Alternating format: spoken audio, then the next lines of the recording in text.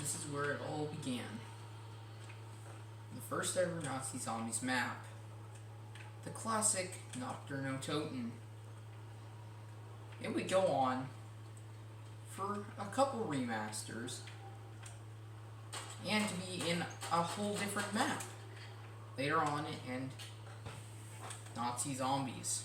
But this is where it all started at World at War, the original map. This is where Treyarch gave birth to Nazi Zombies. When I say give birth, I don't literally mean it. You freaking idiots who think that. But this is where it all began. Us knifing and being able to re-barricade without them hitting us in the back. And you could gather up points this way, which was very convenient.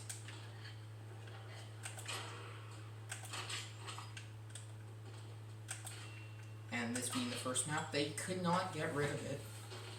It went on to be seen in Black Ops 1 in a remaster. And then in BO2 in Transit. But that was not the end. Knock would not die. It later returned in BO3 Chronicles. Zombie Chronicles. The classic BO3 Zombie Chronicles, which we all still hold dear to our hearts, I'm sure. But that time with perks.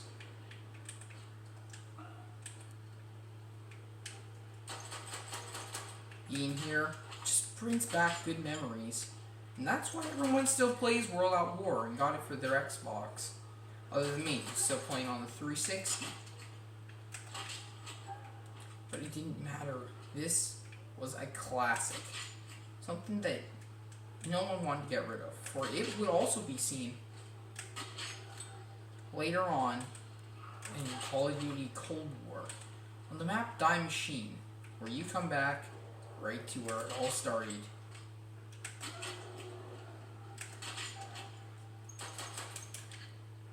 But, like every Call of Duty Zombies game, there was a challenge to it.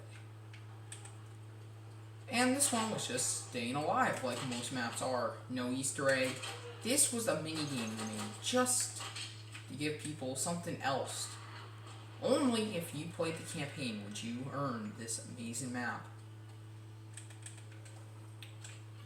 Which we are also shown this for the first time.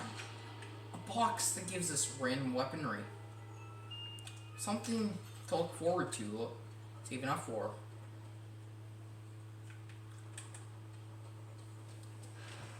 We never seen perks until Varuk and Shiaonuma and Darius. Or, I think that's the map.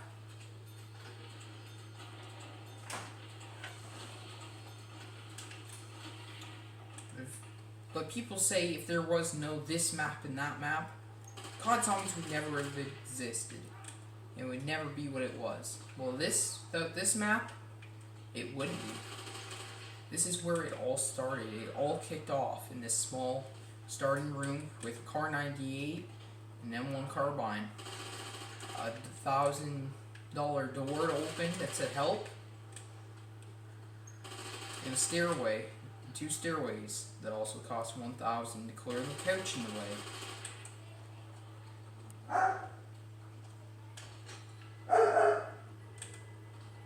This is a map that no one would forget.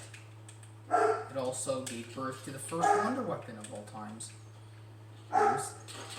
which you might not see in this video, the ray gun. And who didn't love the ray gun? It was something different from the regular World at War weapons. There was also an Easter egg to get it in the campaign.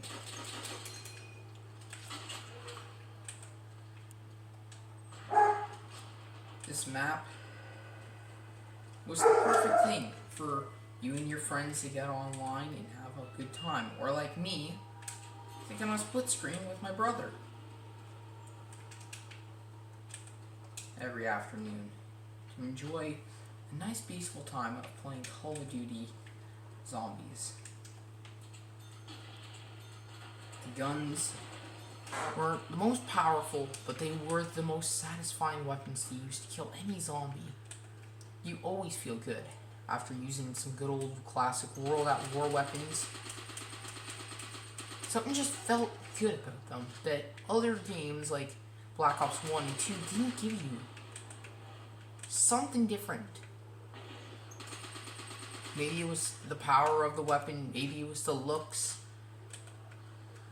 maybe it was how different it was back from newer games where the guns got newer and it didn't look as World War. It didn't have that nice World War look to it, but what did it matter? It's great. Other than the Springfield. No one likes Springfield. This map was the classic. And my first time playing, it was basically beat the campaign. I come here. I'm like, where the hell am I? I got scared because it said Nazi zombies earlier, and I just left the game. I couldn't do it. Then I thought later, I ain't no pussy, and played it. And I loved it. I loved it too much. In fact, that I got more curious about the map. More and more curious every time I played. I just need to know more about this glorious map. Made by Treyarch. And this is when I decided this was my favorite Call of Duty game of all times. My first Call of Duty game, too. So I hold this game close and remember all the good times I've had, the bad times, some of them, like not getting a ray gun, or something just went wrong that I died in round 2 and wanted to just play a different game. Which did happen at a point where it was like, I think it's time for a new game.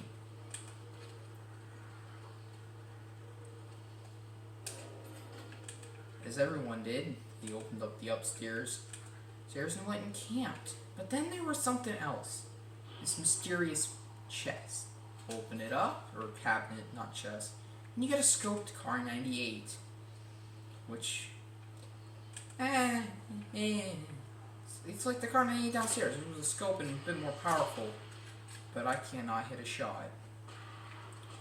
Snipers weren't the greatest in zombies yet. They didn't really become too good until BO3. You know, Locust is pretty good. SVT 40? Or, no, STV 40. I don't...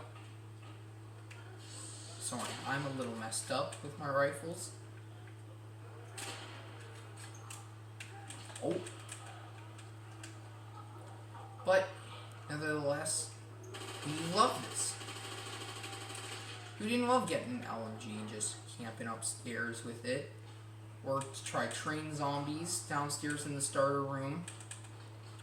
Or knife the radio to play some majestic song from the campaign? Everything about this game, there's just something so good about it.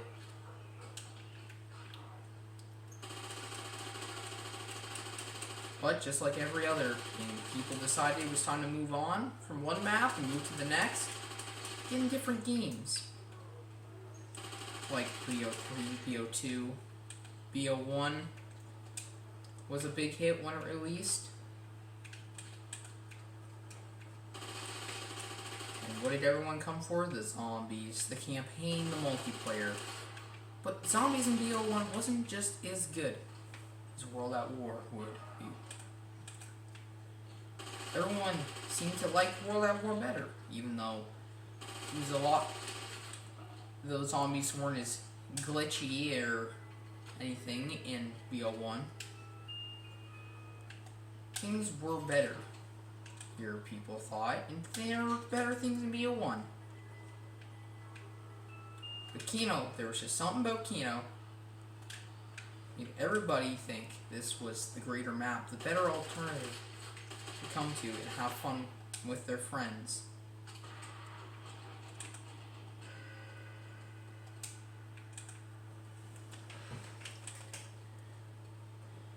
And then everyone just camped here, had grenades, and waited for zombies to come.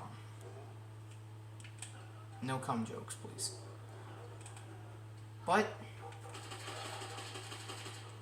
after a while, people got bored and had to move on. So this map sadly sits in World at War still today. Not sadly, but greatly, actually. In a good way. That we are all here today to remember where it started. Where all those power-ups were first seen, other than the Carpenter. Where the first wonder weapon of all times was first seen.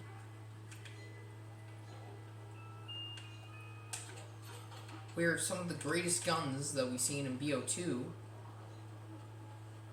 originated from. Or BO1. That's what I meant to say. I'm a little messed up there.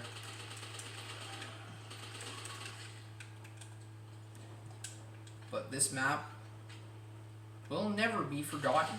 It will be remembered for decades. And it already has been, because it's been almost, how many years now? I forget. 14. Almost 15. Nevertheless, this map might be one of the greatest of all times. If there were perks, be better. But they weren't getting that far with this game yet. This will be the map remembered by any Call of Duty player.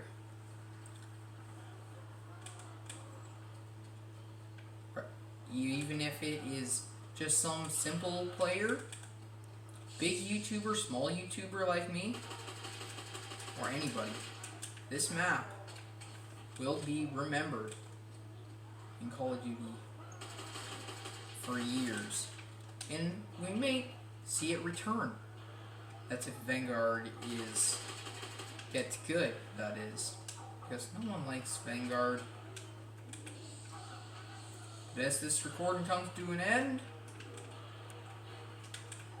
we shall remember Nacht der Untoten, the first zombie map ever.